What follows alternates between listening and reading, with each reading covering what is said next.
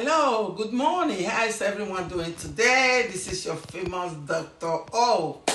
I'm here today to talk about how to be a busy mother and still be a good mother. How to coordinate yourself as a mother and as a working class mother. How do you be a good mother and at the same time be a working class mother? Two of them go hands in hands. You have to learn to balance yourself. You have to learn to balance your home. You have to learn to balance your job. You have to learn to balance your lifestyle. It's simple. Everything boils down to organization. You have to be able to organize yourself. You have to be able to know what is important. You should know one of them should not be lacking anything. Some parents, they work, they neglect their children. Oh, I gotta work, I gotta make money, I gotta pay bills, I gotta do this. Once they get home, they start snapping on their kids. That is not how you do it. Because when you do that, you make your children to grow or to not be able to have self-confidence. For them not to be able to be complete, not to be a wholesome child. So you have to learn to balance your home. You have to learn to balance your children. You have to learn to balance your job. You have to be able to coordinate yourself. You got that? The first thing you do, you know you have a responsibility to answer to. Either you are a wife and a mother, you have responsibilities to answer to your husband. You have a responsibility to answer to your children and to also build your home to be an organized home. And also, you have a responsibility to work to your boss or to your business to strive. So everything boils down to being able to coordinate yourself. Yes, plan ahead. When you plan ahead, you're able to now you have your bullet points on your plan a paper, and you're able to attack one at a time. If there's anyone you cannot attack at that very moment, you can continue from where you stop.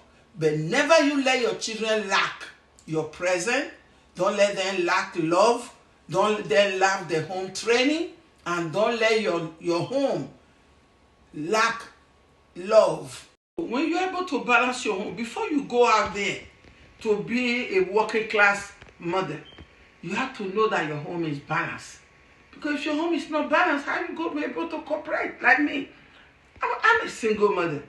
When my kids were at that age, that tender age, where teenager age is the most difficult time for any parent, I became a single mother.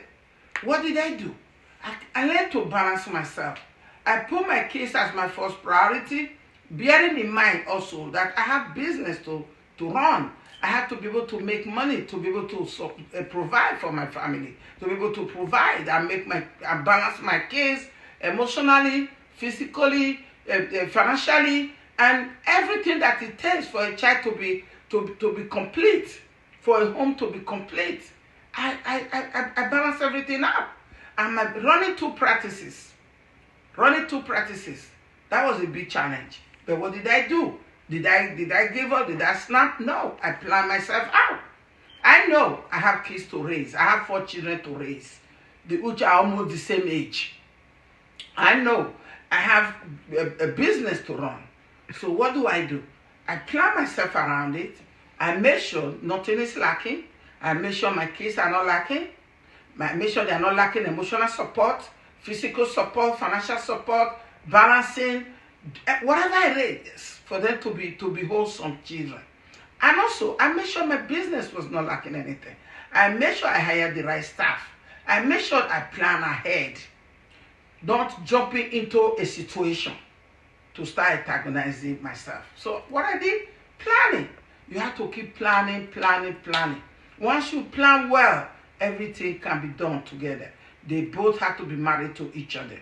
Also, for those of you that have husbands, you have to learn how to balance your husband. You have to learn how to balance your home. You have to learn how to balance everybody. So that at the end of the day, when you are off, you sit around the table, have a little talk with your family. Have fun. Enjoy. Watch a movie together. Have something you want to do with your kids. Something you want to do together. That is powerful.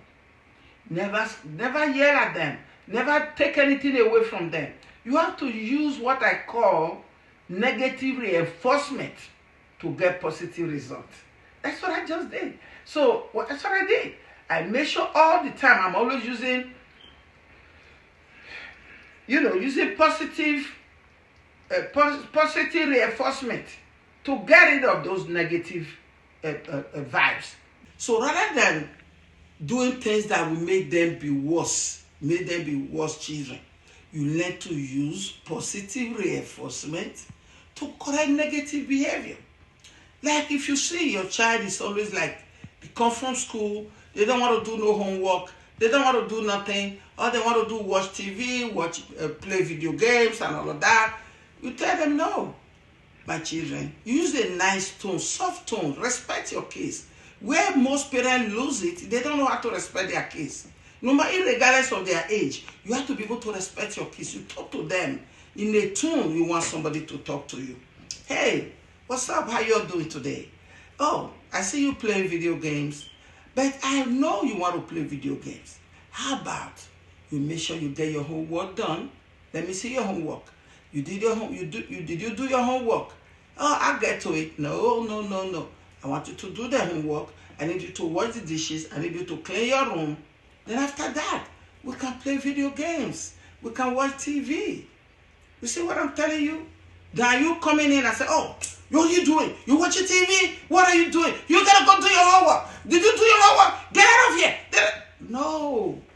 You know what that will do to your kids? That will break your kids into little pieces by pieces by pieces. They will lose trust in you. They will lose they will build up a lot of negative energy. So once you have that positive reinforcement to correct that negative behavior in your case, sky will be your limit. Everything will be easy.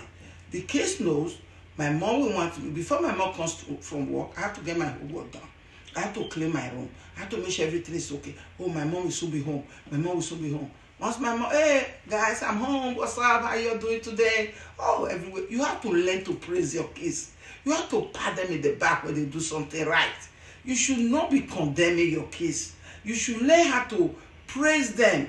Even when you see them doing something that is not correct, correct them positively. Don't correct them negatively.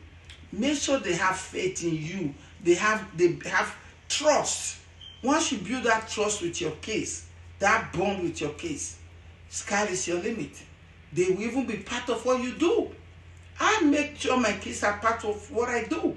I include them in everything I do. I make sure they are part of what I do. And in that way, we all work as a team. Always work as a team. Always talk as a team. We'll be open to you. You're also open to them. Find out what they're going through. Find out what their challenges are out there. And in that way, once you are providing what they need, they're also providing what you need, then you go to work and be able to work out for them. You have to include them in what you do. And let them be part of what you do. And let them also know some challenges you're having out there. In this way, you work as a team. That's my formula for you today. Be there for your kids. Do whatever you can do for your kids. Because what you sow is what you reap. God bless you and have a blessed day.